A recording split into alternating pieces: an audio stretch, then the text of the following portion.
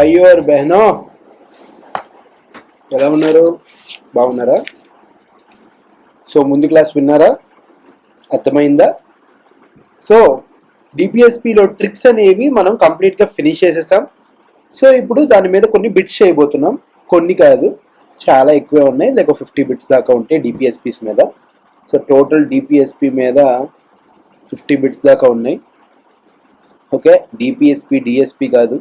మీరు డిఎస్పి అవ్వాలంటే డిపిఎస్పీస్ ఖచ్చితంగా రావాల్సిందే. సో గ్రూప్ 1లో డిఎస్పీలు కొట్టాలంటే ఖచ్చితంగా మీరు నవిలి నవిలి నవిలి వదిలేయాలి. ఓకే వీటిని. So let's start. Time waste చేయొద్దు. So this class is presented by Kishore Macharla. I'm from Acharya institute Vizag. వైజాగ్లో ఎన్నో ఆచార్య ఇన్స్టిట్యూట్లు ఉండొచ్చు, బట్ నేనుండే ఆచార్య ఇన్స్టిట్యూట్ ఒకటే ఉంది. అది ఎక్కడుందంటే కాంప్లెక్స్లోనో ఎక్కడో లేదండి, సీతమ్మ దారిలో ఉంది, opposite oxygen towers. Okay, you can meet me personally. And మీరు అందరికీ కూడా పీడిఎఫ్స్ ఏమైనా కావాలనుకుంటే కింద టెలిగ్రామ్ గ్రూప్ ఉంది, టెలిగ్రామ్ గ్రూప్లో జాయిన్ అవ్వండి. And welcome to 7500 MCQ series on Indian polity, first of it's kind in the history of YouTube. So let's start.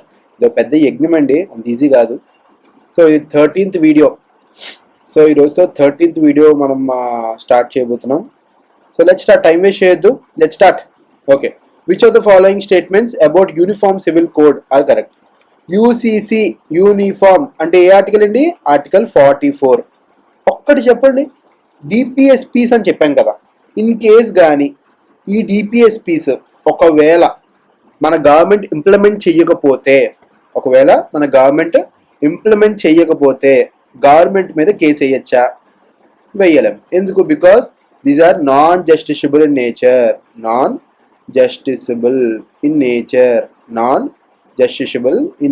ఏమని చెప్పు? Article 37 non justiciable in nature. So ఇది compulsory bind అయ్యి ఉంటుందా DPSPs implement చేయాలని? ఉండదు. కంపల్సరీగా చేయాలని బైండ్ అయ్యి మాత్రం ఉండదు. సో ఫస్ట్ స్టేట్మెంట్ చూడండి, which of the following statements are correct? It is binding on the state that uniform civil code must be made applicable to all. కాదు, it is not compulsory. The provision regarding a uniform civil code is contained in part 3 of the constitution anta. Part 3 andi, part 4. Part 3 enti fundamental rights. So రెండోది కూడా తప్పే. So answer is option D. నాకు ఒక్కటి చెప్పండి, non జస్టిషబుల్ అని ఎందుకు పెట్టారో తెలుసా? మన అంబేద్కర్ గారు నాన్ జస్టిషబుల్ అంటే మన కాన్స్టిట్యూషన్ తయారు చేసేటప్పుడు డిపిఎస్పీస్ నాన్ జస్టిషబుల్ అని ఎందుకు పెట్టారంటే, చూడండి అప్పట్లో మనకి లిమిటెడ్ రిసోర్సెస్ ఉండేవి అండ్ వైడ్ డైవర్సిటీ, అంటే లైక్ చాలా కల్చర్స్, చాలా రిలీజియన్స్, చాలా మంది జనాలు ఉండేవారు. అండ్ అప్పటికి ఇండియా అనేది చాలా పూర్ దేశం. సో అందువల్ల ఈ ఒకవేళ కానీ డిపిఎస్పీస్ ఇంప్లిమెంట్ చేయకపోతే, ఒకవేళ అది కోర్ట్ ఆఫ్ లాలో గొడవలకి వెళ్తే, ఇంకా మొత్తం ప్రైమ్ మినిస్టర్ దగ్గర నుండి కింద చిన్న సాధారణ ఎమ్మెల్యే వరకు, సాధారణ సర్పంచ్ వరకు కూడా అందరూ కూడా కోర్టుల చుట్టూ తిరగాలి. సో అందుకని చెప్పేసి నాన్ జస్టిషబుల్గా చేశారు. నేను ఇప్పుడు చెప్తున్నానండి, ఎవరైనా ఒక ఆయన వచ్చి ఓకే డిపిఎస్పీస్ అంటే డైరెక్టివ్ ప్రిన్సిపల్స్ ఆఫ్ స్టేట్ పాలసీని జస్టిషబుల్ చేస్తాను అంటే వాడికి కళ్ళు మూసుకొని ఓటేద్దాం. కళ్ళు ఇలా మూసుకొని గుద్దుదాం. అర్థమైందా? ఎవ్వరూ చేయరండి. It's like a suicide for politicians. Okay, so they will never do anyway. And moreover మన ప్రాంతీయ ఎమ్మెల్యేకి డిపిఎస్పీ అంటే కూడా తెలియదు నాకు తెలియదు. Anyway, so neither 1 or 2. Okay, so first one answer is neither 1 or 2. Directive principles of state policy direct the state for which of the following? Directive principles మనకి ఏం చెప్తుందండి? ఇన్స్ట్రక్షన్స్ ఇస్తుంది. అవునా? ఇన్స్ట్రక్షన్స్ ఇస్తుంది. To secure A social order for the promotion of welfare of the people. Welfare state ఎక్కడండి? Welfare of the people. Social order ఎక్కడ వస్తుంది? Article 37. మనం ఒక న్యూమోనియం అనుకున్నాం కదా, ఏంటది? అదేమనుకున్నాం? We like playing with mamas చెప్పండి. Cotton PC. అనుకున్నామా? కాటన్, పీసీ అనుకున్నామా? సో చూడండి 37 సోషల్ ఆర్డర్, 37 సోషల్ ఆర్డర్ అంటే social order for the welfare of the people of the state అంటే ఎక్కడ వస్తుందండి? ఆర్టికల్ 38లో వస్తుంది. ఆర్టికల్ 38లో వస్తుంది, రైట్? ఆర్టికల్ 38, ఓకేనా? ఆర్టికల్ 38 అయినా వస్తుంది, ఆర్టికల్ 38లో వస్తుంది. Okay, next to separate judiciary from executive ఎక్కడ వస్తుంది? ఏ ఆర్టికల్ వస్తుంది? ఆర్టికల్ 50. ఆర్టికల్ 50, ఆర్టికల్ 50లో to separate judiciary from executive, half of 50-50 అనుకున్నాం కదా, ఆర్టికల్ 50. సో 2 కరెక్ట్, 1 కూడా correct. To improve public health, to improve public health అంటే ఎక్కడ వస్తుంది? ఆర్టికల్ 47లో మనకు నచ్చిన ఆర్టికల్ ఏమని ఉంటుంది? డ్రగ్స్ను మనకి ఇంకా ఇంటాక్సికేటింగ్ డ్రింక్స్ అన్ని బ్యాన్ చేసి హెల్త్ గురించి గాంధీయన్ ప్రిన్సిపల్ అది. ఓకే, హెల్త్ గురించి కేర్ తీసుకోవాలి, it's the duty of the state అంటారు కదా. So this is article 47. So ఇది కూడా డిపిఎస్పి. ఆన్సర్ ఏంటి? 1, 2 and 3. 1, 2 and 3. Next question. Directive principles of state policy or DPSP sir ఏంటి? Directives in nature of ideals of the state. కరెక్టే, ఖచ్చితంగా ideal state ఎలా form అవ్వాలి, ఎలా ఒక స్టేట్ని గవర్న్ చేయాలి అనే దాన్ని నడిపిస్తుంది, డైరెక్ట్ చేస్తుంది. కరెక్టే. Directives influencing and shaping the policy of the state. ఇది కూడా కరెక్టే, ఇది కూడా కరెక్టే. ఇప్పుడు ఏదైనా కొత్త పాలసీ, ఫర్ ఎగ్జాంపుల్ ఏదో ఒక ఎకనామిక్ పాలసీ చేయాలనుకోండి, ఎకనామిక్ పాలసీ చేయాలన్నా సరే డిపిఎస్పీస్ని మైండ్లో పెట్టుకొని చేస్తారు. ఏవైనా సరే డిపిఎస్ని మైండ్లో పెట్టుకొని చేస్తారు. Non justiciable rights, non justiciable rights of the citizens. BN Rao garu ఏమన్నారంటే, మన కాన్స్టిట్యూషనల్ అడ్వైజర్, మన తెలుగు ఆయన ఏమన్నారంటే రైట్స్ అనేవి 2 రకాలుగా ఉండాలి, జస్టిషబుల్, నాన్ జస్టిషబుల్ 2 రకాలుగా కూడా ఉండాలి అని అన్నారు. సో జస్టిషబుల్ రైట్స్ ఏమో ఫండమెంటల్ రైట్స్ అయ్యాయి, నాన్ జస్టిషబుల్ రైట్స్ ఏమో ఏమయ్యాయి?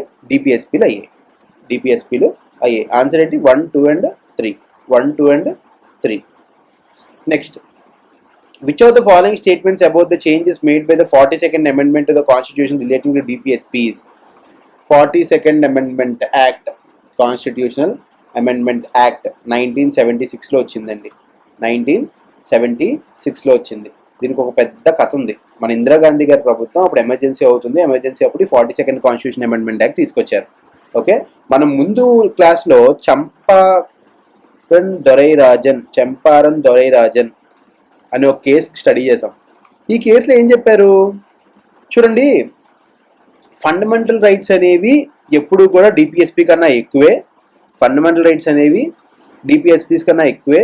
కానీ ఫండమెంటల్ రైట్స్ని అమెండ్ చేయగలం, ఫండమెంటల్ రైట్స్ని అమెండ్ చేయగలం. ఎలా అమెండ్ చేయాలి? కాన్స్టిట్యూషనల్ అమెండ్మెంట్ యాక్ట్ ద్వారా అమెండ్ చేయాలి, కాన్స్టిట్యూషనల్ అమెండ్మెంట్ యాక్ట్ ద్వారా అమెండ్ చేయాలి అని చెప్పారు.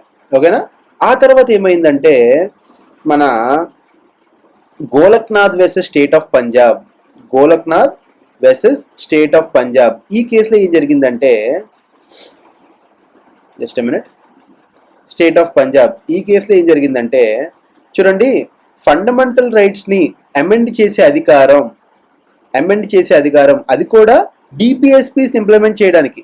For the implementation of DPSPs FRs cannot be amended, FRs cannot be amended అంటే డిపిఎస్పీని ఇంప్లిమెంట్ చేయడానికి మీరు ఫండమెంటల్ రైట్స్ని అమెండ్ చేయలేరు అని Golaknath versus state of Punjab కేసులో సుప్రీంకోర్టు చెప్పింది. ఆ తర్వాత ఏమైంది, ఇందిరాగాంధీ గారు అమ్మ మనల్ని రిస్ట్రిక్ట్ చేస్తున్నాడు ఈ సుప్రీంకోర్టు, సో మనం ఏం చేద్దామంటే ఒక అమెండ్మెంట్ యాక్ట్ తీసుకొద్దాం. ఓకే, 25th constitutional amendment act, 25th constitutional amendment act. దీనిలో ఏం చేశారంటే 31C అనే ఒక ఆర్టికల్ని తీసుకొచ్చారు. ఈ ఆర్టికల్లో ఏం చెప్పారంటే, ఏవైనా ఒక డిపిఎస్పీస్, దీనిలో 2 క్లాజులు ఉన్నాయండి, 2 క్లాజులు. ఫస్ట్ క్లాజ్ ఏం చెప్తుందంటే, డిపిఎస్పీస్ ఏవైనా అది కూడా 39B 39C, 39B 39C very very important, జాగ్రత్తగా వినండి, very very very important. 39B 39C అంటే 39B ఏంటంటే ఫర్ కమ్యూనిటీలో మంచి జరగడం కోసం, ఒక కమ్యూనిటీలో మంచి జరగడం కోసం, ఓకే, ఒకరి ప్రాపర్టీని తీసుకొని, ఓకే, ఒక ప్రాపర్టీని తీసుకొని పంచడం అనేది స్టేట్ చెయ్యొచ్చు. 39B ఏం చెప్తుంది, ఒక కమ్యూనిటీలో మంచి జరగడం కోసం మనం ఒక ప్రాపర్టీని కానీ లేదా కమ్యూనిటీ ప్రాపర్టీని కానీ తీసుకొని ఈక్వల్గా డిస్ట్రిబ్యూట్ చేయొచ్చు. ఓకే, అప్పుడు అదేగా చేశారు. కేశవానంద భారతి కేసులో కూడా ఏం చేశారు, ఆ మఠం భూములు ఏవైతే ఉన్నాయో అవి తీసుకొని కౌలు రైతులు పంచారు. Okay, so next 39C. 39Cలో ఏం జరిగిందంటే 39C, okay 39C, concentration of wealth అనేది, అంటే వెల్త్ అంతా కూడా ఓన్లీ కొంతమంది చేతుల్లోనే ఉండిపోకూడదు. వెల్త్ అనేది అంతా కూడా కొంతమంది చేతుల్లోనే ఉండిపోకూడదు. అంటే అప్పట్లో జమీందారీ సిస్టమ్ అవన్నీ ఉండేవి కదా, దానివల్ల అంత భూమి అంతా కూడా జమీందారు చేతుల్లో ఉండేది. సో అలాంటి వాటి నుంచి కూడా గవర్నమెంట్ అనేది వాళ్ళ దగ్గర నుంచి తీసుకోవాలి కదా. సో అందుకని 39B 39C అని రెండు డైరెక్టివ్ ప్రిన్సిపల్స్ ఉన్నాయి. ఓకేనా, ఇది అర్థమైందా? సో ఇప్పుడు 25th కాన్స్టిట్యూషనల్ అమెండ్మెంట్ యాక్ట్ ఏం చేసిందంటే 31Cలో ఒకటి 39B 39C directive principles implement చేయడానికి ఏవైనా ఒక డిపిఎస్పిని తీసుకొస్తే, ఒక లా తీసుకొస్తే, ఆ లా ఆర్టికల్ 14ని, ఆర్టికల్ 19ని, ఆర్టికల్ 14ని, ఆర్టికల్ 19ని, ఆర్టికల్ 31ని, ఆర్టికల్ 14ని, 19ని, 31ని వైలేట్ చేయొచ్చు. ఆర్టికల్ 14ని, 19ని, 31ని అంటే ఫర్ ఎగ్జాంపుల్ చూడండి, ఇప్పుడు ఒకరి దగ్గర చాలా భూమి ఉంది, ఆ భూమిని నేను తీసుకుంటాను ఎందుకంటే కాన్సన్ట్రేషన్ ఆఫ్ వెల్త్ ఎక్కువ ఉంది అండ్ వాడి దగ్గర భూములు కూడా ఎక్కువ ఉన్నాయి, కౌలు రైతులు పంచుతా. అప్పుడు వాడు ఏమంటాడు, నేను కోర్టుకు వెళ్తాను ఎందుకంటే రైట్ టు ఈక్వాలిటీ అబ్రిగేట్ అవుతుంది నాకు. అండ్ మీరేమన్నారు 19 ద్వారా సౌ ఎంఆర్పి అక్కడ మీరేమన్నారు, ల్యాండ్ అనేది ఎక్కడైనా ఇండియాలో కొనుక్కోవచ్చు అని అన్నారు. నెక్స్ట్ రైట్ టు ప్రాపర్టీ కూడా నా ఫండమెంటల్ రైట్. మీరు నా భూమిని ఎలా లాగేసుకుంటారు, మీరు నా భూమిని లాక్కోలేరు కదా, దాని ప్రకారం కోర్టుకు వెళ్తాను అంటాడు. అప్పుడు సో మన ఇందిరాగాంధీ గారు తెలుగుకి ఏం చేశారు, 39BC ఏవైనా సరే దీని ప్రకారం కానీ మన డిపి ఒక లా తీసుకొస్తే ఆ లా 14, 19, 31ని వైలేట్ చెయ్యొచ్చు. కుండ బద్దలు కొట్టినట్టు చెప్పేశారు. అయితే సెకండ్ క్లాజ్ యాడ్ చేశారు. సెకండ్ క్లాజ్ ఏమంటుందంటే చూడండి, మేము ఈ లా ఇంప్లిమెంట్ చేస్తాం కదా, దీనికి జ్యుడిషియల్ రివ్యూ అనేది ఉండకూడదు. సెకండ్ ఏం చెప్తుంది, జ్యుడిషియల్ రివ్యూ అనేది ఉండకూడదు అని ఈ పార్ట్స్ పెట్టారనమాట. అప్పుడు famous case Kesavananda Bharati case వచ్చింది. ఏం కేసు, కేశవానంద భారతి కేసులో ఏం చెప్పారు, ఈ సెకండ్ క్లాస్ కొట్టేశారు. జ్యుడిషియల్ రివ్యూ అనేది basic structure of the Indian constitution, మీరు దాన్ని వైలేట్ చెయ్యలేరు. Basic structure of the Indian constitution మీరు వైలేట్ చేయలేరు. పార్లమెంట్ అనేది దేన్నైనా అమెండ్ చేసుకోవచ్చు. ఓకే, కాన్స్టిట్యూషన్లో ఏ పార్ట్నైనా మీరు అమెండ్ చేసుకోండి, కానీ మీరు దేన్ని అమెండ్ చేయలేరు, బేసిక్ స్ట్రక్చర్ని అమెండ్ చేయలేరు. అండ్ ఈ సెకండ్ క్లాజ్ని కూడా కొట్టేసింది. ఏ సెకండ్ క్లాజ్ని కొట్టేసింది అండి, మన ఆర్టికల్ 31Cలోని ఉన్న సెకండ్ క్లాజ్ ఏంటి, జ్యుడిషియల్ రివ్యూ అనే సెకండ్ క్లాజ్ని కొట్టి పడేసింది. మనకి రీసెంట్గా గ్రూప్ 1లో ఇదే బిట్ అడిగారు. ఏ కేసు ఆడేమని అడిగాడంటే which of the following is correct అని చెప్పి మినర్వా మిల్స్ కేసులో సుప్రీంకోర్టు ఇది కొట్టేసింది అన్నాడు. కానీ ఏ కేసులో కొట్టేసింది, కేశవానంద భారతి కేసు. ఆ తర్వాత మళ్ళీ మినర్వా మిల్స్ కేసు అయింది. మినర్వా మిల్స్ కేసు మనందరికీ తెలుసు, చాలాసార్లు డిస్కస్ చేసాం. మినర్వా మిల్స్ కేసులో ఏం చెప్పింది మన సుప్రీంకోర్టు, చూడండి డిపిఎస్పీస్ అండ్ ఎఫ్ఆర్స్ ఈ రెండు కూడా బ్యాలెన్సింగ్గా ఉండాలి. Okay, constitution is founded on the bed rock of balance between fundamental rights and DPSPs రెండు కూడా బ్యాలెన్సింగ్గా ఉండాలి అని చెప్పారు. దీని మీద ఇంత కథ ఉందండి, అర్థమైందా? 42nd అమెండ్మెంట్ యాక్ట్ ఎందుకు తీసుకొచ్చారో చెప్పినప్పుడు 42nd అమెండ్మెంట్ యాక్ట్ చూడండి, మనకు ఇప్పుడు ఏమైంది, 42nd కాన్స్టిట్యూషనల్ అమెండ్మెంట్ యాక్ట్లో ఏం తీసుకొచ్చారంటే అప్పుడు క్లియర్గా ఈ 42nd కాన్స్టిట్యూషనల్ అమెండ్మెంట్ యాక్ట్లో ఏదైనా ఒక లా తీసుకొచ్చి దాన్ని 39BC ఇంప్లిమెంట్ చేయడానికి అయితే ఈ లా అనేది సుప్రీంకోర్టు కొట్టేయలేదు అని క్లియర్గా చెప్పడం జరిగింది. ఓకేనా, క్లియర్గా చెప్పడం జరిగింది. కేవలం ఇది ఒక్కటే ఎక్సెప్షన్ అండి, 39BC మాత్రమే ఎక్సెప్షన్. ఓకే, చూడండి which 40 changes made by the 42nd Amendment Act to Constitution relating directive principles. Okay, it enabled state to provide free legal aid. ఇది ఆల్రెడీ చెప్పానండి, 1976 అప్పుడు ఎమర్జెన్సీ కాబట్టి వాళ్ళకి ఎలాగో ఈ లీగల్ ఎయిడ్ అనేది ఉపయోగపడుతుంది అని చెప్పేసి ఫ్రీ లీగల్ ఎయిడ్ అనేది ప్రొవైడ్ చేశారు ఫ్రీ లీగల్ ఎయిడ్. ఏ ఆర్టికల్లో చెప్తారా నాకు కొంచెం చెప్పండి, ఏ ఆర్టికల్? మనం ఆల్రెడీ ముందు డిస్కస్ చేసాం, చెప్పండి.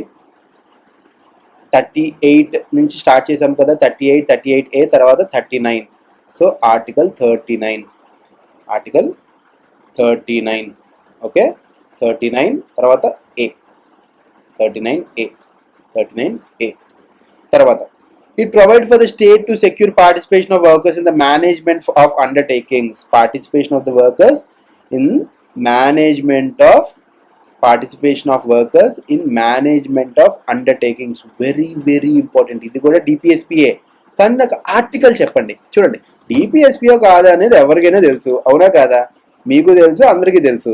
అది ఏ ఆర్టికల్లో చెప్తారో వాళ్ళే గొప్ప వాళ్ళు ఒక్కరికే. మనకి ఇక్కడ ఏంటంటే లైక్ రివిజన్ అనేది బాగా జరుగుతుంది. సో ఇప్పుడు చూడండి, మనం ఆల్రెడీ ఇది ఒకసారి డిస్కస్ చేసాం. మనం ఏంటంటే పార్టిసిపేషన్ ఎక్కడ వస్తుంది? We would like to play with, ఒకసారి ఆలోచించండి. We like playing with mamas. తర్వాత మామాస్ అంటే మ్యాటర్నిటీ. తర్వాత మామాస్ కాటన్, పీసీ. ఆ పీసీలో పీ ఉంది కదా, అదే participation of workers in the management of undertakings. ఇది కూడా మనకి 42nd అమెండ్మెంట్ యాక్ట్ ద్వారా తీసుకొచ్చారు. ఆర్టికల్ 43.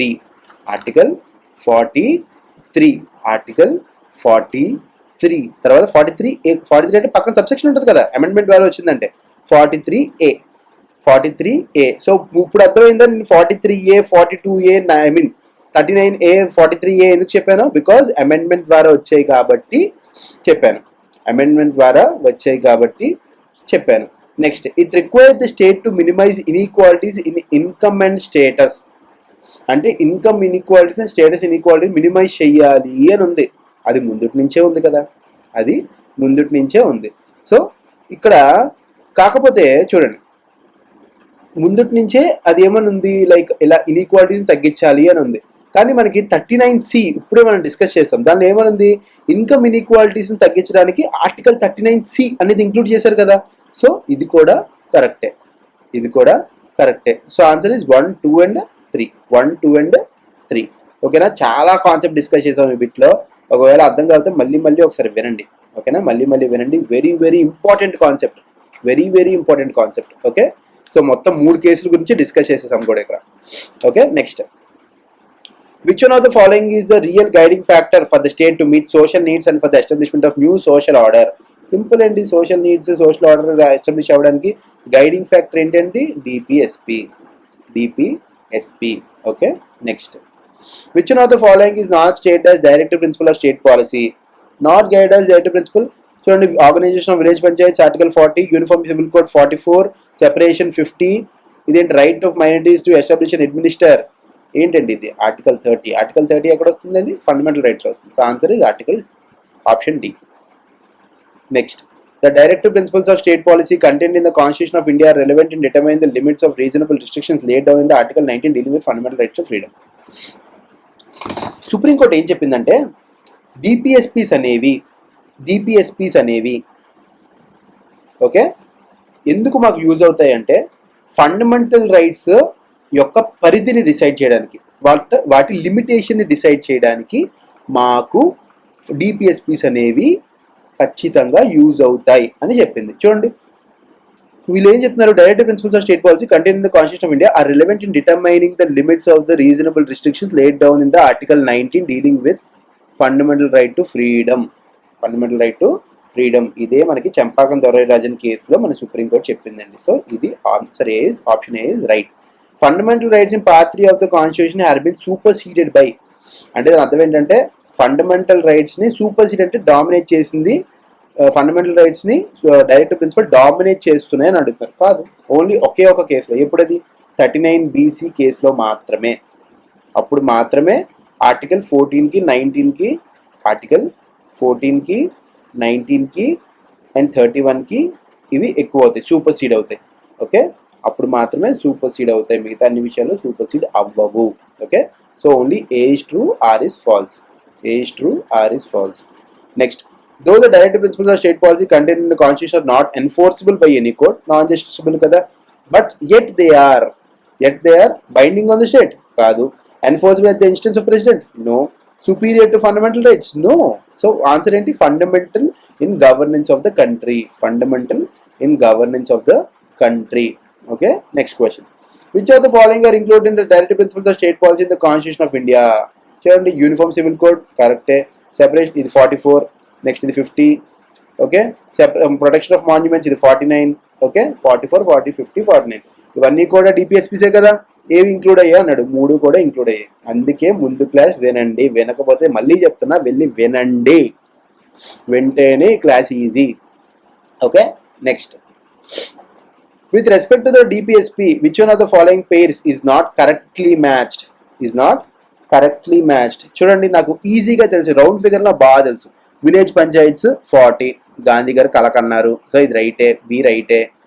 ప్రొటెక్ట్ ఆల్ మాన్యుమెంట్స్ దొరికిపోయాడు. ప్రొటెక్ట్ ఆల్ మాన్యుమెంట్స్ ఆర్టికల్ 49 కదండి, ఆర్టికల్ 49. ఆర్టికల్ 50 ఏంటి? 50-50 separation of judiciary from executive.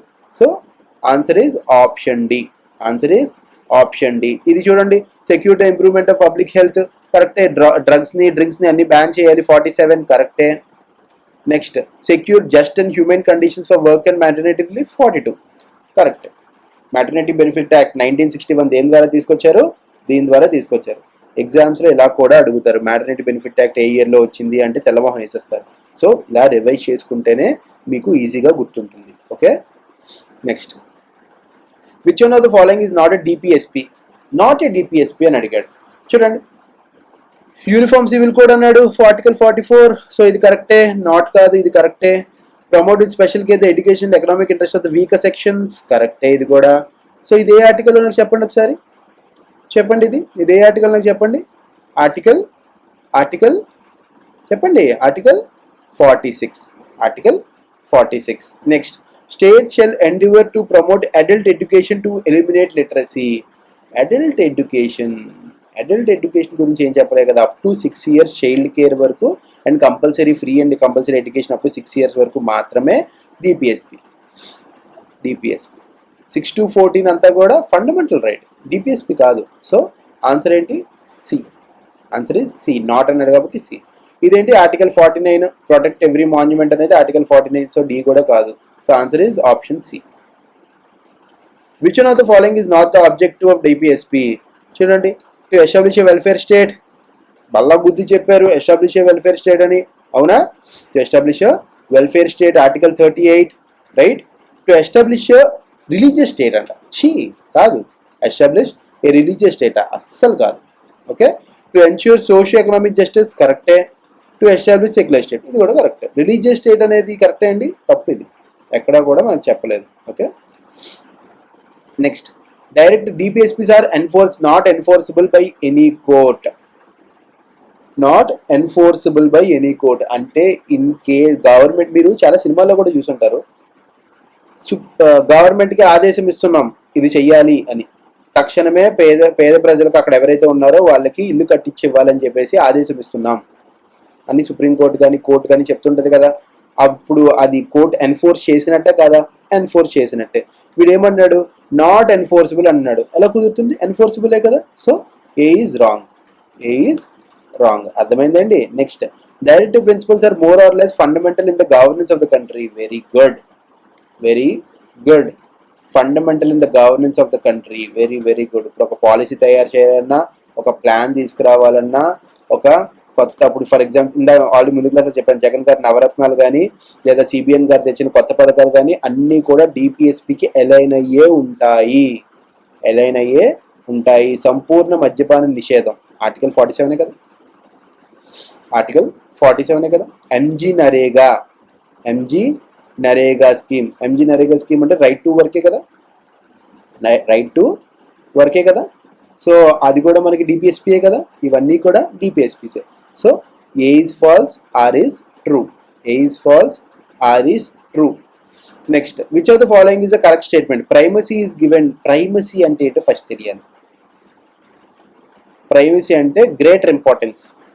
Primacy అంటే గ్రేటర్ ఇంపార్టెన్స్ అంటే ఏది ఎక్కువ. Primacy is given to directive principles contained in part 4 of the constitution over fundamental rights అన్నాడు. Directive principles దీని అర్థం ఏంటంటే డిపిఎస్పి ఫండమెంటల్ రైట్స్ కన్నా ఎక్కువ అన్నాడు. తప్పు, ఖచ్చితంగా తప్పు. నేను ఎక్సెప్షన్ చెప్పాను, ఏంటది? 39 BC మాత్రమే 14, 19, 31కి ఎక్కువ. అవునా? 31 ఎలాగో పీక్ పడేశారు కాబట్టి ఓన్లీ 14, 19కి ఎక్కువ. ఇక్కడ చూడండి, primacy is given to all fundamental rights conferred by article 14 to 32 of the constitution over fundamental rights. ఇది కూడా తప్పే, ఎక్సెప్షన్ ఉంది కదా. Primacy is given to all fundamental rights conferred by part 3 of the constitution over fundamental right over directive principles. ఇది కూడా తప్పే. So ఇక్కడ answer ఏంటి? Primacy is given only to directive principles in clauses B and C of 39 over fundamental rights. So ఇది correct. So Indira Gandhi గారి case కనుక మనం చదవకపోతే మనకి ఇది తెలియదు. So answer is option D. Answer is option D. Next question చూడండి, very very important bit అండి, యూపీఎస్సీలో అడిగారు. Okay, very very important bit, అడిగే ఛాన్సెస్ ఎక్కువ ఉన్నాయి ఎగ్జామ్స్లో. Which one of the following directive principles was not originally provided in the constitution of India? Not originally provided మనం already discuss చేసాం. Citizens right to and adequate means of livelihood ఉంది. Free legal aid మనం already మాట్లాడుకున్నాం. Free legal aid, free legal aid ఎక్కడొచ్చింది? 39A, 39Aలో వచ్చింది. A అంటే subsection ఉందంటే ఖచ్చితంగా యాడ్ చేయడం వల్లే వచ్చింది. అవునా? ఎవరు యాడ్ చేశారు? ఇందిరాగాంధీ గారు during 42nd constitutional amendment act కదా. So answer is option B. Option B, free legal aid. Uniform civil code ముందటి నుంచే ఉంది. Prohibition of sort of cows and calves కూడా ముందటి నుంచే ఉంది.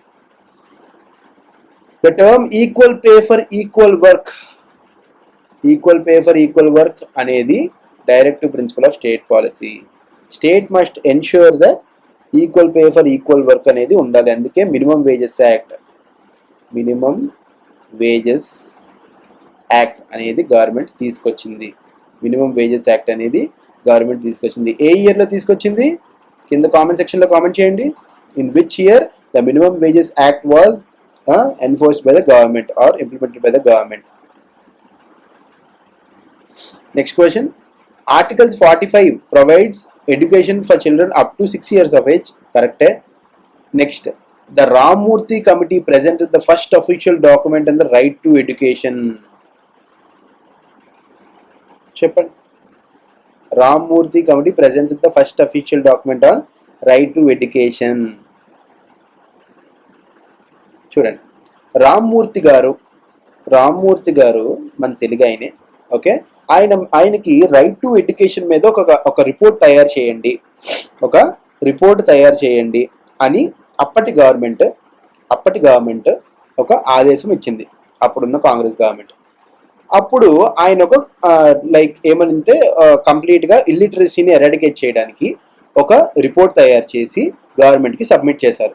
ఆ తర్వాత తపాస్ మజుందార్ కమిటీ, ఆ రిపోర్ట్ బేస్ మీద తపాస్ మజుందార్ కమిటీ అని ఇంకొక కమిటీ ఫామ్ చేసి ఆయన ఏమన్నారంటే 6 to 14 years ఎవరైతే ఉన్నారో వాళ్ళందరికీ కూడా ఫ్రీ అండ్ కంపల్సరీ ఎడ్యుకేషన్ ఇవ్వాల్సిందే అని సపోర్ట్ చేశారు. సో ఈ రెండు కమిటీస్ అనేవి మనకి చాలా చాలా ఇంపార్టెంట్. Answer is 1, 2 and 3.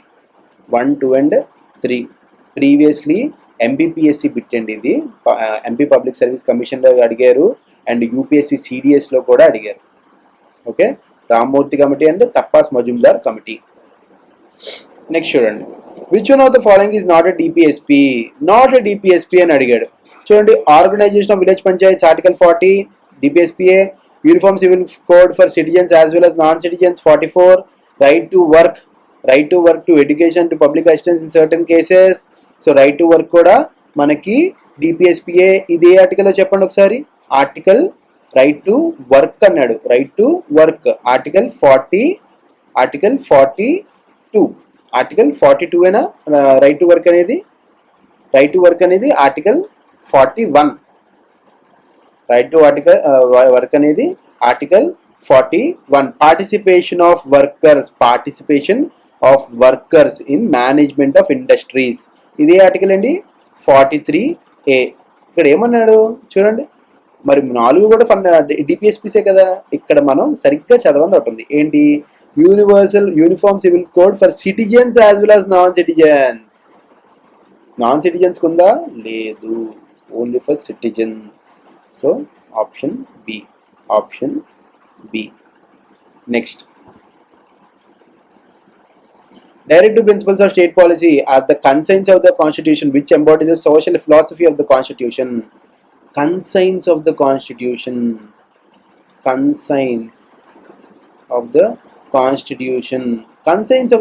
అని ఎవరు అన్నారంటే డాక్టర్ బిఆర్ అంబేద్కర్ గారు అన్నారు. ఆయన ఏమన్నారంటే it's novel feature, of the Indian constitution అని అన్నారు. ఓకే, ఇది also called the conscience of the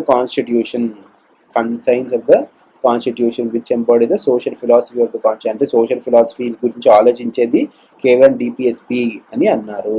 ఓకేనా. Which part of the constitution of India refers to the responsibility of state towards international peace and security? Article 51, last article గుర్తుంటుంది, అవునా?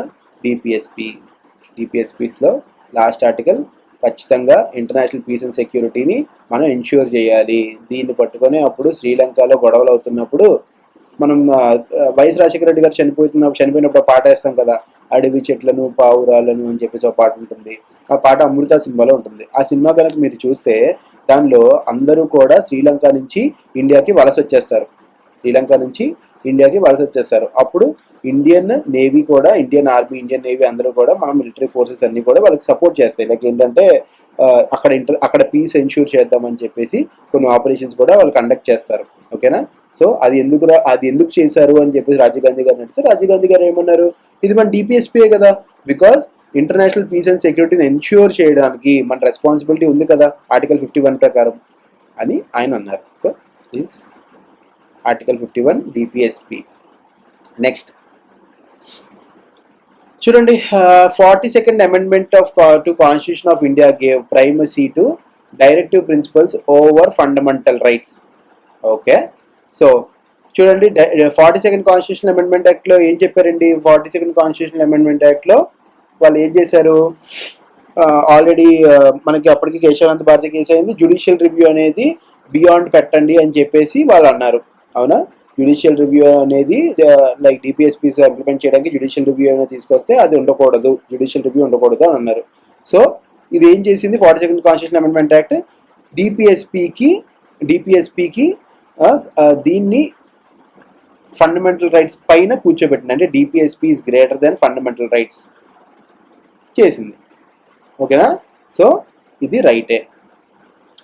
Minerva mills case rule that there has to be a balance between part 3 and part 4. ఇందాక నుంచి అది చెప్తున్నాను, FR and DPSP మధ్యలో balance ఉండాలి అని చెప్తుంది. National commission for the review of the working of the constitution has recommended that DPSPs are to be made justiciable. కానే కాదు ఇది మన 2000 ఆ పీరియడ్లో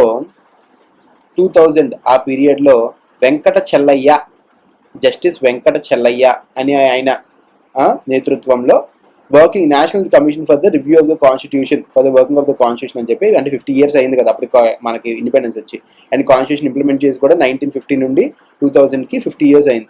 సో కాన్స్టిట్యూషన్ అనేది మనకి ఎలా పనిచేస్తుంది అని చెప్పేసి ఏదో నామమాత్రంగా వెంకట చెల్లయ్య గారి పేరుతో ఒక కమిటీ అనేది పెట్టారు. ఆయన ఏమన్నారంటే కేవలం బేసిక్ ఫీచర్స్, బేసిక్ స్ట్రక్చర్ అని మాత్రమే పట్టుకొని డిపిఎస్పీస్ అవన్నీ కూడా నాన్ జస్టిషబుల్గా ఉండడం కరెక్ట్ అని చెప్పేసి ఆయన ఒక రిపోర్ట్ అనేది ఇచ్చారు.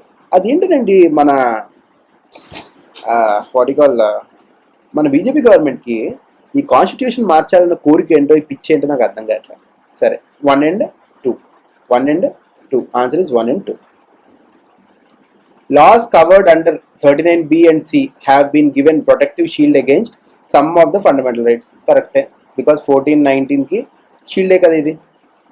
Directive principles are also regarded relevant for considering what are reasonable restrictions under Article 19.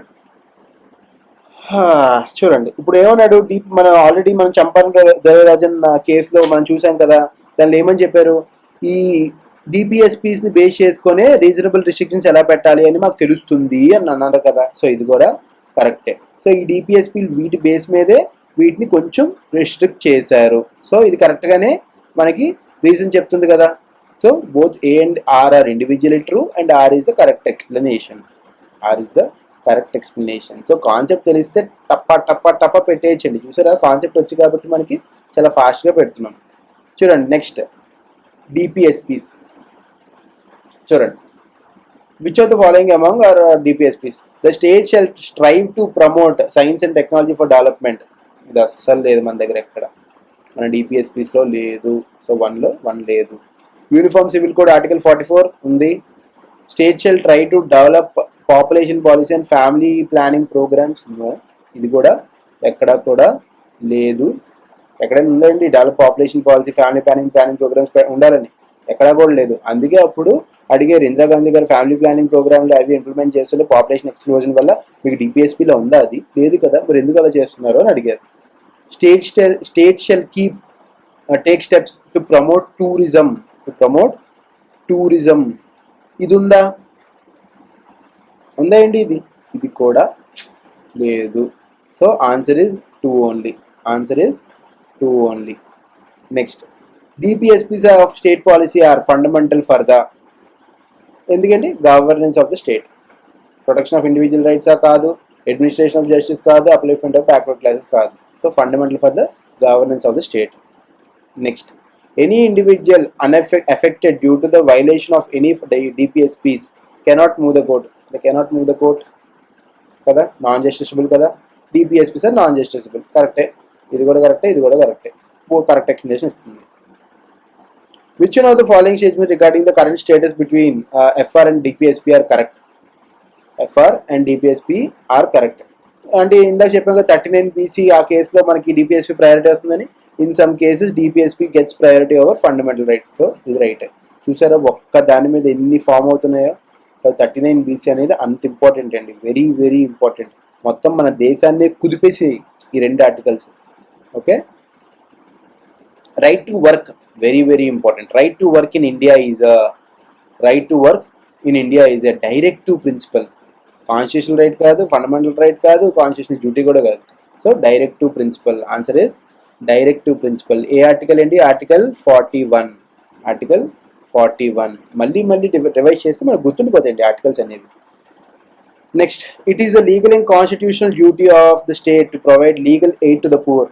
కరెక్టే, లీగల్ ఎయిడ్ అనేది ప్రొవైడ్ చేయాలి అని చెప్పేసి మనకి ఒక డ్యూటీ ఉంది కదా ఖచ్చితంగా మనకి. అది డిపిఎస్పీలో కూడా ఉంది.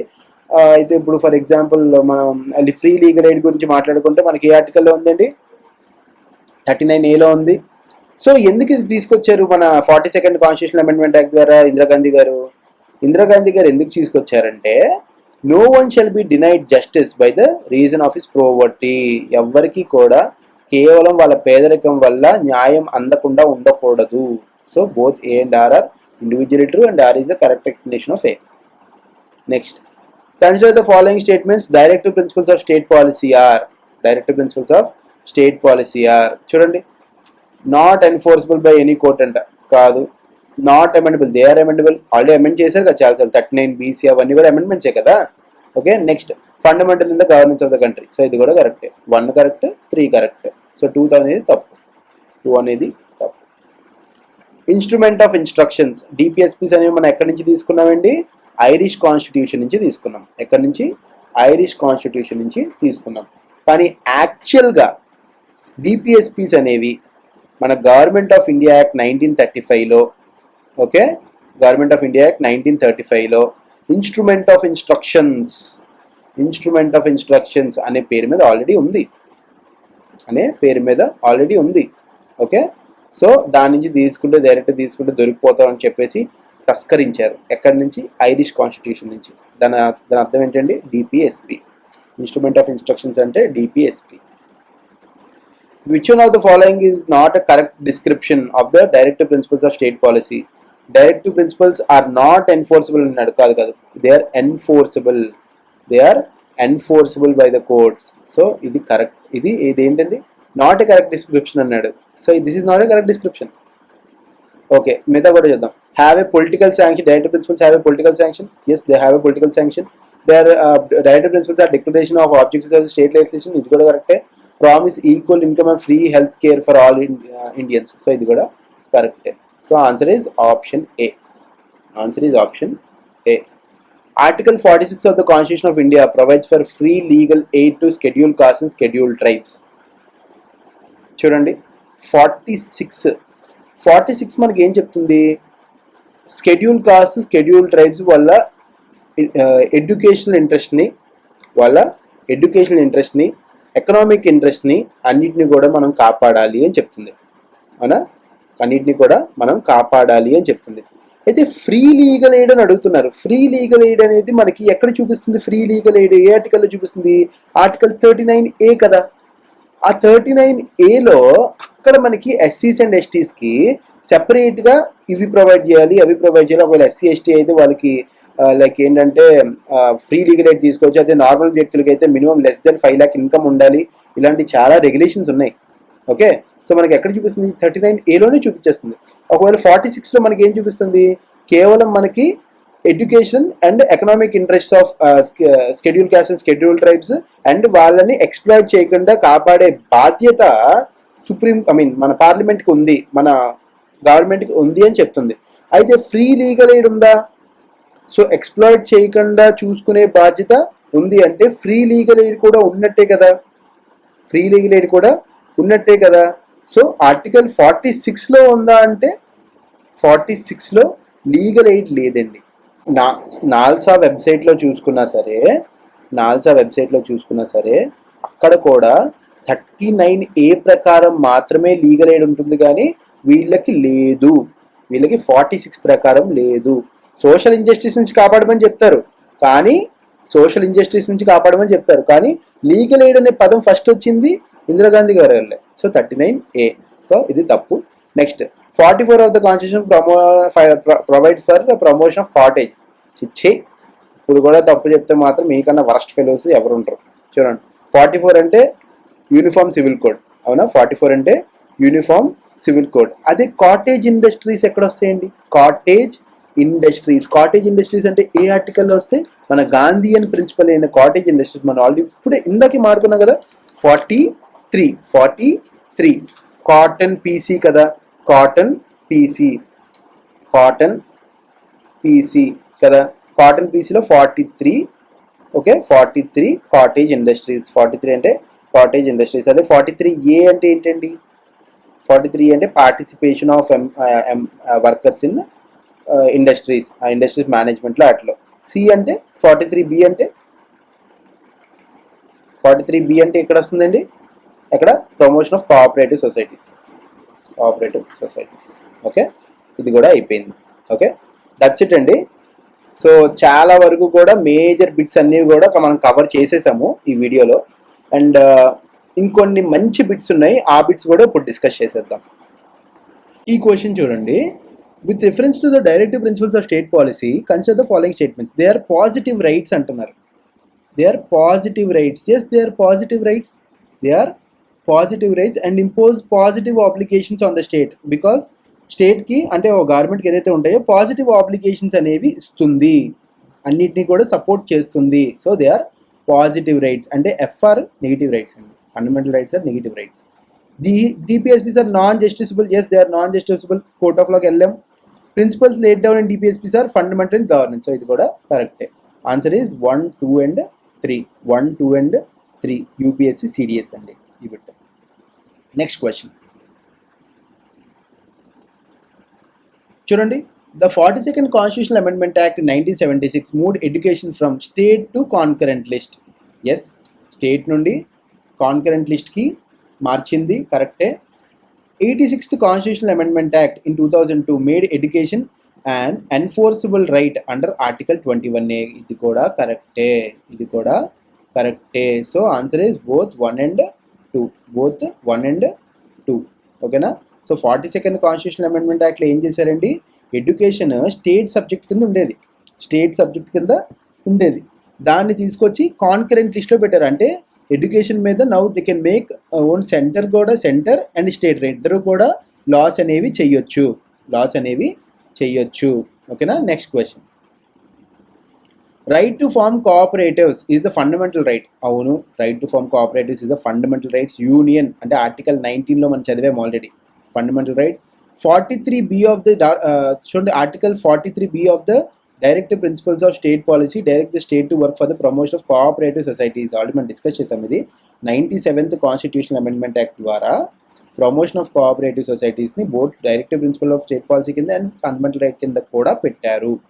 అందుకే అమూల్ చూడండి, అమూల్ మనకి ఎప్పుడో వర్గీస్ కురియన్ గారు వైట్ రెవల్యూషన్ దృష్ట్యా ఇంక్రీజ్ ఆఫ్ మిల్క్ ప్రొడక్షన్ అనేది ఇండియాలో ఎక్కువగా ఉండాలని చెప్పేసి స్టార్ట్ చేసిన ఈ యొక్క కంపెనీ ఇప్పుడు ఒక MNC multinational very very big company. It's a cooperative society of farmers అండి. It's a cooperative society of farmers. So government మీద డిపెండ్ అవ్వకుండా కోఆపరేటివ్ సొసైటీస్ ద్వారా they will be very much benefited అని చెప్పేసి 97th కాన్స్టిట్యూషనల్ అమెండ్మెంట్ యాక్ట్ ద్వారా దీన్ని తీసుకొచ్చారు in 2011. Okay, next very very very very very very very very important judicial doctrines. Doctrine of severability, basic structure, pith and substance. Very very important, జాగ్రత్తగా వినండి. సివియరబిలిటీ అంటే ఏంటంటే చూడండి, మనం బిర్యానీ తింటుంటాం. బిర్యానీ తింటున్నప్పుడు ఒక లవంగమో దాల్చిన చెక్క వచ్చింది అనుకోండి. లవంగమో దాల్చిన చెక్క వస్తే ఏం చేస్తాం? థూ అని వస్తాం కదా, థూ అని వస్తాం. దాన్నే డాక్ట్రిన్ ఆఫ్ సివియరబిలిటీ అంటారు. అంటే ఇప్పుడు పార్లమెంట్ ఒక లా తీసుకొస్తుంది.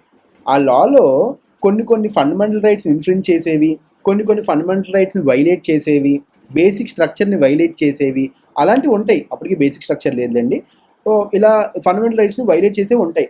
అలాంటప్పుడు ఆ లాలో ఆ పర్టికులర్ పాయింట్ని పీకేయాలి, కానీ మొత్తం లాని పీకి పడేయొద్దు. దాన్నే డాక్ట్రిన్ ఆఫ్ సివియరబిలిటీ అంటారు. అది ఏ కేసులో చెప్పారండి? AK Gopalan versus state of Madras కేసులో మనకి డాక్ట్రిన్ ఆఫ్ సివియరబిలిటీ గురించి చెప్పారు. Next doctrine of basic structure అనేది దేనిలో చెప్పారండి? Minerva Mills versus union of India కేసులో డాక్ట్రిన్ ఆఫ్ బేసిక్ స్ట్రక్చర్ గురించి పూర్తిగా వివరించారు. అంటే ఏది మనకి బేసిక్ స్ట్రక్చర్ కింద వస్తుంది అంటే జ్యుడిషియల్ రివ్యూ కాకుండా ఇంకేవేవి బేసిక్ స్ట్రక్చర్ కింద వస్తాయో మనకి క్లియర్గా మినర్వా మిల్స్ కేసులో చెప్పారు. So doctrine of basic structure, Minerva mills case. Indira Gandhi Nehru Gandhi versus Raj Narayan. చూడండి, ఈ కేసులో ఏం జరిగిందంటే ఇందిరాగాంధీ గారు రాయ్బరేలీలో ఎలక్షన్స్ టైంలో రాయ్బరేలీలో ఉన్నప్పుడు ఆవిడ అక్కడున్న గవర్నమెంట్ అఫీషియల్స్ని ఎలక్షన్ క్యాంపెయినింగ్ కోసం యూజ్ చేసుకున్నారని చెప్పేసి రాజ్ నారాయణ్ గారు ఇందిరాగాంధీ గారి పేరు మీద కేసు వేస్తారు.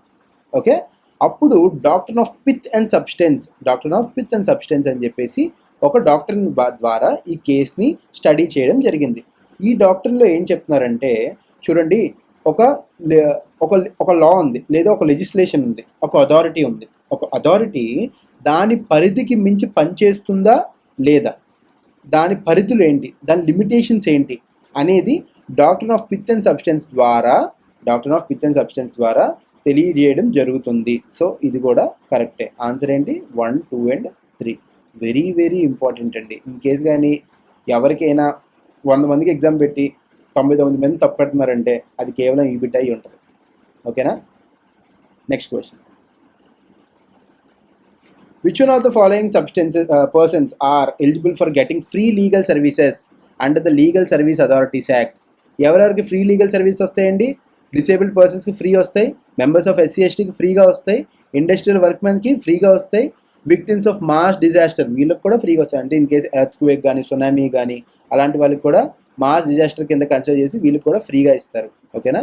సో ఇవన్నీ కూడా కరెక్టేనండి. Answer is 1, 2, 3, 4. Very very important అండి, వెరీ వెరీ ఇంపార్టెంట్. యూపీఎస్సీలో అడిగారు, యూపీఎస్సీ ప్రిలిమ్స్లో అడిగారు. అండ్ ఇది కాకుండా మినిమం 5 lakhs కన్నా తక్కువ ఇన్కమ్ ఉంటే వాళ్ళకు కూడా ఫ్రీ లీగల్ ఎయిడ్ అనేది వస్తుంది, సివిల్ అండ్ క్రిమినల్ కేసెస్లో బోత్. ఓకే,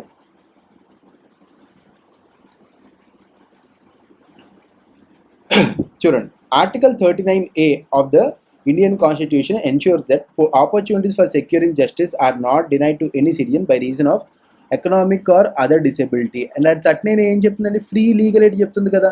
సో ఎకనామిక్ కానీ అదర్ డిసేబిలిటీ మధ్య వల్ల మాత్రం వాళ్ళకి జస్టిస్ అనేది పోకూడదు అని క్లియర్గా చెప్తుంది. సో 39 ఇది కరెక్టే. Free legal services under legal service authorities act 1987 are provide only in civil matters అన్నాడు. సివిల్ కాదు, civil and criminal, civil and criminal. So option 2 is wrong. ఇప్పుడే డిస్కస్ చేసాం. So answer is only 1, only 1. Consider the following. The provision provide for one law for the entire country applicable to all religious communities, okay, in their personal matters such as marriage, divorce, inheritance, etc. The above description most appropriately. అంటే ఏంటండి, same ఇదంతా కూడా civil కదా, civil code, uniform civil code, civil laws కదా ఇవన్నీ, uniform civil code. ఇప్పుడు triple తలాక్ bill అలాంటివన్నీ వచ్చినప్పుడు కూడా యూనిఫామ్ సివిల్ కోడ్ తీసుకురావాలి అని అన్నారు. కానీ ఇప్పటికీ కూడా కంప్లీట్గా అయితే రాలేదు. యూనిఫామ్ సివిల్ కోడ్ ఇంప్లిమెంట్ అయ్యింది అంటున్నారు కానీ నాట్ కంప్లీట్లీ. సో ఇది ఆర్టికల్ ఏంటి, ఆర్టికల్ 44, ఆర్టికల్ 44. ఓకేనా, దట్స్ ఇట్ అండి. We have finished almost every bit confine to DPSPs, direct principles of state policies. ఈ క్లాస్ పీడిఎఫ్ కనుక మీకు కావాలి అనుకుంటే కింద డిస్క్రిప్షన్లో టెలిగ్రామ్ లింక్ ఉంది. ఆ టెలిగ్రామ్ లింక్ జాయిన్ అవ్వండి, మీకు వెంటనే పీడిఎఫ్ అనేది అవైలబుల్ ఉంటుంది. సో డిపిఎస్పీస్లో ఆల్మోస్ట్ ఎవ్రీ పార్ట్ కవర్ చేశాను అని అనుకుంటున్నాను.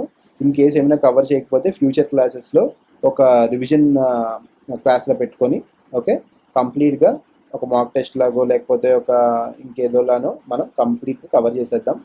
Okay, so I hope everybody enjoy this class. So in case ఏమైనా డౌట్స్ ఉంటే కింద కామెంట్ చేయండి అండ్ మీ ఫ్రెండ్స్కి వీడియో షేర్ చేయండి. Please like, share and subscribe the channel. And ఇక్కడ మీకు కొన్ని లింక్స్ కనిపిస్తున్నాయి కదా, ఆ లింక్స్లో మీకు వేరే క్లాసెస్ గురించి కూడా మనకి లింక్స్ కనిపిస్తున్నాయి. కంప్లీట్ ప్లేలిస్ట్ లింక్ కూడా కనిపిస్తుంది. ఆ ప్లేలిస్ట్ని కంప్లీట్గా మీరు సేవ్ చేసుకోండి, మళ్ళీ మళ్ళీ వినండి, మళ్ళీ మళ్ళీ మళ్ళీ మళ్ళీ వినండి వినండి వినండి. Okay, all the best. Very very thanks for being with me till the end of the class. And I hope you will be successful one day. Cheers. Bye.